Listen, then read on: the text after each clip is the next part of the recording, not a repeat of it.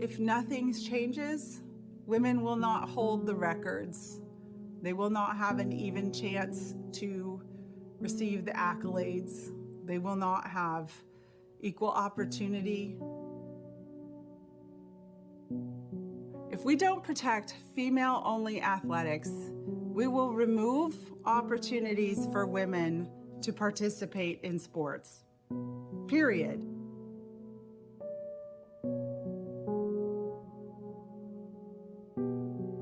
I am the mother of a daughter who is currently swimming in the Ivy League and has raced to Leah Thomas.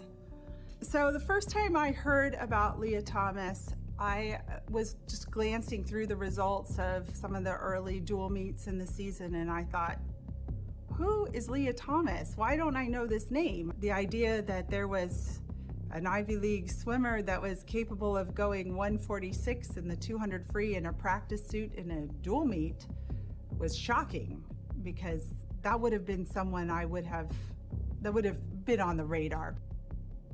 And all of a sudden, you know, it wasn't just a couple people in the Ivy League whispering, do you know what's going on with Leah Thomas? It was national attention. Well, controversy at the University of Pennsylvania, where a transgender swimmer University of Pennsylvania swim team members sent a letter to school and Ivy League officials expressing over the concern weekend, about winning her third Ivy League title in 3 days and setting 5 records. Holy cow, we're going to talk about a male swimmer, a full-grown male,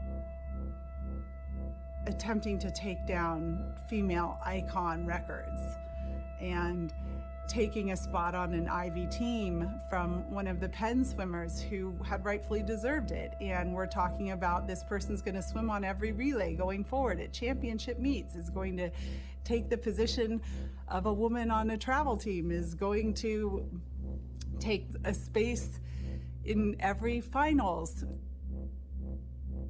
At the start of the season, the girls thought that, of course, this isn't right. They thought that the universities would recognize that there was a problem and that they shouldn't have to be competing against a male, a full-grown male, in order to win races or have opportunities.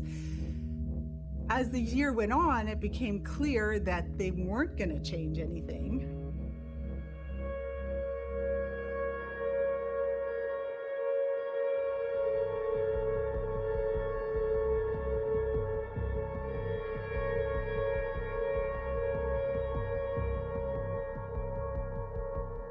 When their news started asking questions, the schools in each case across the Ivy League pulled their swimmers aside and said, you're not allowed to talk about this. And they're frightened. They're frightened of losing friends. They're frightened of being kicked off their teams. They're frightened of being told by their universities that they're transphobic and hateful. I don't want my daughter to have any repercussions based upon my desire to speak out for sex-based rights and representation for women. She deserves to have a college experience unmarred by this issue, and she deserves to have the time and ability to process what's going on with her in her own way. I feel terrible for the girls that are sorry.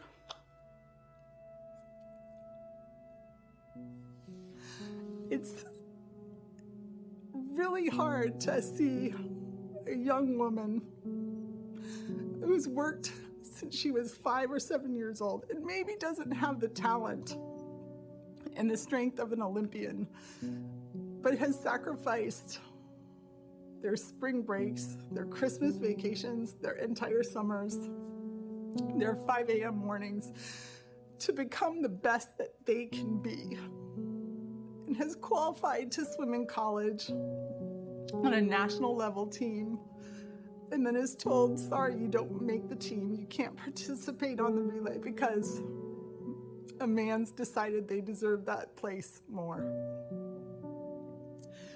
so you must step aside. 2 generations ago, women just did not have the opportunity to even participate in sport, in high school or college level athletics.